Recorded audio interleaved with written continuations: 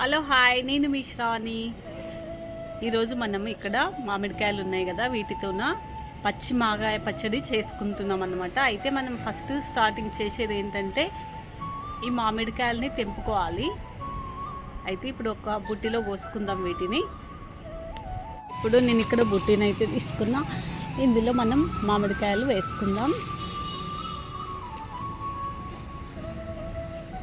ఇప్పుడు మామిడికాయలని మనం బుట్టిలో వేసుకున్న తర్వాత మనం ఏం చేయాలంటే ఈ మామిడికాయలని ఫస్ట్ మనము ఆలుగడ్డ స్లైస్ లాగా కట్ చేసుకోవాలి.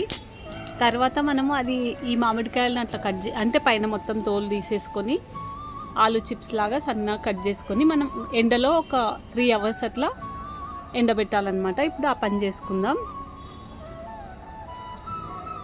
ఓకే, మరి ఇప్పుడు మనము ఆ పని చేసుకుందాం. ఎండలో వీటిని మనం కట్ చేసుకొని ఎండబెట్టుకుందాం. ఆ తర్వాత మీరు కామెంట్ చేయండి ఈ పచ్చడి ఎలా పెట్టాలో. నేను తప్పకుండా మీకు ఈ పచ్చడిని షేర్ చేసుకుంటాను.